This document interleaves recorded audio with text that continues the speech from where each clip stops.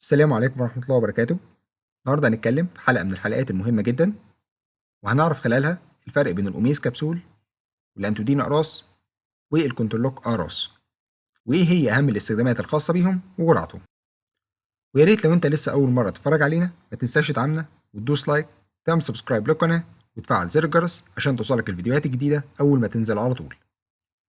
هنبتدي أول حاجة بالأوميس كبسول، والأوميس كبسول بيحتوي على مادة فعالة واحدة وهي الأوميبرازول، ودي بتنزل بتركيز 10 مللي جرام و20 مللي جرام و40 مللي جرام، والمادة دي بتنتمي لعيلة البروتون بامب انهبيتور أو مثبط لمضخة البروتون، وبالتالي بيقلل من كمية الحمض المنتجة في المعدة، وده بدوره هيقلل من الشعور بالحرقان والألم. طيب إيه هي بقى دواعي استعمال أوميس كبسول؟ أو إيه هي استخدامات الأوميس كبسول؟ أول حاجة بيستخدم لعلاج ارتجاع المريء وتخفيف آلام حرقة المعدة، وبيحصل الارتجاع ده نتيجة تصاعد عصارة المعدة للمريء. تاني حاجة بيكون ليه دور فعال في علاج قرحة المعدة والإثنى عشر. كمان بيستخدم في علاج جرثومة المعدة أو الاتش بيلوري، وبرضه نقدر نستخدمه لعلاج قرحة المعدة اللي بتكون بسبب تناول بعض الأدوية زي المسكنات واللي بيكون ليها تأثير ضار على المعدة. كمان بتستخدم للناس اللي عندهم زولينجر أليسون سندروم، ودي من ضمن الحالات اللي بيزيد فيها إفراز الحمض المعدي. بالإضافة إلى إن الأوميز بيستخدم لعلاج سوء الهضم الناتج عن زيادة حموضة المعدة.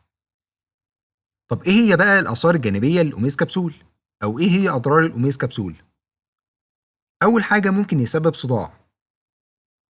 كمان الأوميز ممكن يسبب شعور بالغثيان أو القيء، وفي بعض الناس ممكن يسبب لهم اضطرابات في المعدة زي إسهال أو انتفاخ. وخد بالك إنه في آثار جانبية خطيرة ممكن تحصل، لكنها بتكون نادرة الحدوث، زي حدوث ألم في العظام والشعور بالتعب الشديد.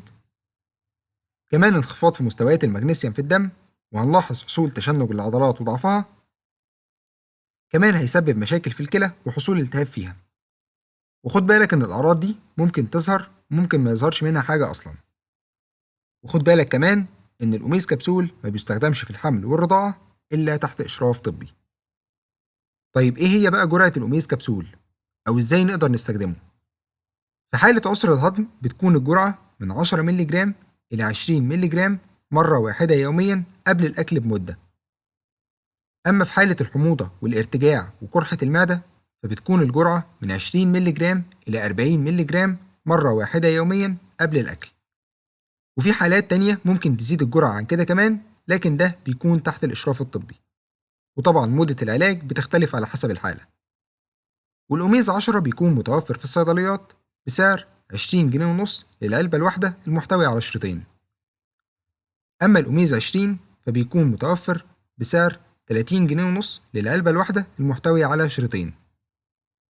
أما بالنسبة للأوميز 40 فبيكون متوفر في الصيدليات بسعر 73 جنيه للعلبة الواحدة المحتوية على شريطين. وخد بالك إن الأوميز بيكون ليه بدايل كتيرة بنفس المادة الفعالة، زي الفاست كيور كبسول والهيلث كبسول والنابيزول كبسول وحاجات تانية كتيرة غيرهم. نيجي بقى للصنف التاني وهو الأنتودين أقراص. والأنتودين أقراص بيحتوي على مادة فعالة واحدة وهي الفاموتيدين، والأنتودين بينزل بتركيز 20 مللي جرام و40 مللي جرام، وهو عبارة عن H2 بلوكر، بمعنى إنه بيقلل من تأثير الهستامين، وبالتالي هيقل إفراز حمض المعدة ويخفف من الحموضة والحرقان. طب إيه هي بقى دواعي استعمال الأنتودين أقراص؟ أو إيه هي استخدامات الأنتودين أقراص؟ أول حاجة بيستخدم لعلاج قرحة المعدة والإثنى عشر، بالإضافة كمان إلى إنه بيخفف من ارتجاع المريء. وبرضه بيستخدم للناس اللي عندهم زولينجر إليسون سندروم واللي بيزيد عندهم إفرازات المعدة الزايدة. كمان نقدر نستخدمه لعلاج التهاب المعدة والتهاب المريء، بالإضافة برضه إنه بيخفف من أعراض الحموضة والحرقان في المعدة. وكمان بيستخدم لعلاج عسر الهضم الناتج عن زيادة حموضة المعدة. طيب إيه هي بقى الآثار الجانبية الخاصة بالأنتودين أقراص؟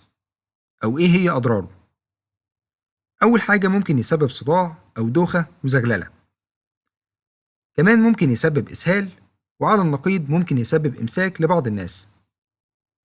كمان الأنتودين ممكن يسبب اضطرابات شديدة في الجهاز الهضمي. بالإضافة إلى إنه ممكن يسبب غثيان وقيء، والأعراض دي ممكن تحصل عند بعض الناس وممكن ما تحصلش أصلا. طيب إيه هي بقى موانع استعمال الأنتودين أقراص؟ أو مين الناس الممنوعة من استخدامه؟ أول حاجة في حالة الحساسية تجاه أي مادة من مكونات الأنتودين، لأنها ممكن تسبب طفح جلدي أو حكة. كمان ممنوع في حالة وجود نزيف في الجهاز الهضمي، وبرضه بيكون ممنوع على الناس اللي عندها قصور في الكبد والكلى. ويفضل عدم وصفه للحوامل والمرضعات إلا عن طريق الطبيب المعالج بس. طب إيه هي بقى جرعة الأنتودين أقراص؟ أو إزاي نقدر نستخدم الأنتودين؟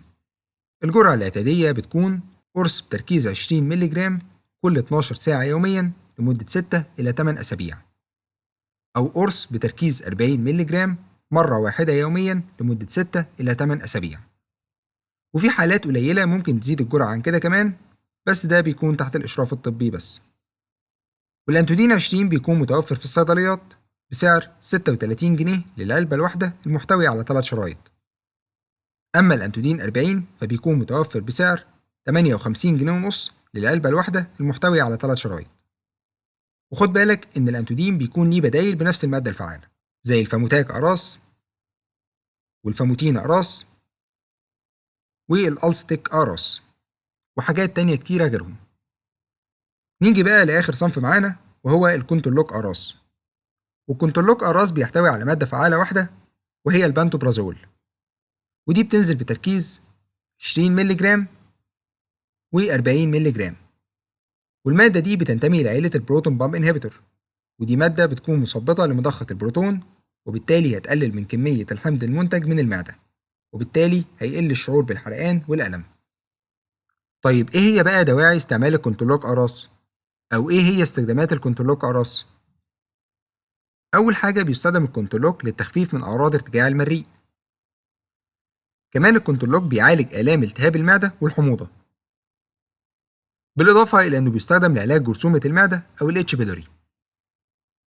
كمان الكونتولوك بيعالج قرحة المعدة والإثنى عشر، بالإضافة إلى إنه بيستخدم للناس اللي عندهم زولينجر إليسون سندروم بسبب زيادة إفرازات حمض المعدة. كمان بيعالج قرحة المعدة الناتجة عن الاستخدام المفرط للأدوية، خصوصا المسكنات. خلينا بقى نعرف إيه هي الآثار الجانبية الخاصة بالكونتولوك أقراص، أو إيه هي أضرار الكونتولوك أقراص. أول حاجة ممكن يسبب صداع ودوخة مع عدم وضوح الرؤية. كمان ممكن يسبب مشاكل في الجهاز الهضمي زي إسهال أو إمساك أو انتفاخات. كمان ممكن يسبب حساسية زي طفح جلدي أو حكة في حالة إن في حساسية للمادة الفعالة اللي موجودة في الكونتولوك، والأعراض دي بتختلف من شخص للتاني. طيب خلينا بقى نعرف إيه هي جرعة الكونتولوك أقراص، أو إزاي نقدر نستخدمه. الجرعة الاعتيادية بتكون قرص بتركيز 20 مللي جرام إلى 40 مللي جرام مرة واحدة يوميا، والمدة بتختلف على حسب الحالة، والجرعة دي ممكن تزيد عن كده كمان في بعض الحالات. والكونتولوك 20 بيكون متوفر في الصيدليات بسعر 58 جنيه للعلبة. أما الكونتولوك 40 فبيكون متوفر بسعر 112 جنيه ونص للعلبة الواحدة. والكونتولوك بيكون ليه بدايل بنفس المادة الفعالة زي الأنتوبرال أقراص والزوركال أقراص والبنتولوك أقراص وحاجات تانية كتيرة غيرهم. وبكده نكون عرفنا الفرق بين الأوميز كبسول والأنتودين أقراص والكونتولوك أقراص، وعرفنا أهم استخداماتهم وجرعتهم. وأتمنى إنك لو استفدت من الحلقة دي إنك تشيرها لكل الناس عشان يقدروا يستفادوا منها وتسهل عليهم كتير جدا. وفي النهاية سبحانك اللهم وبحمدك أشهد أن لا إله إلا أنت أستغفرك وأتوب إليك، والسلام عليكم.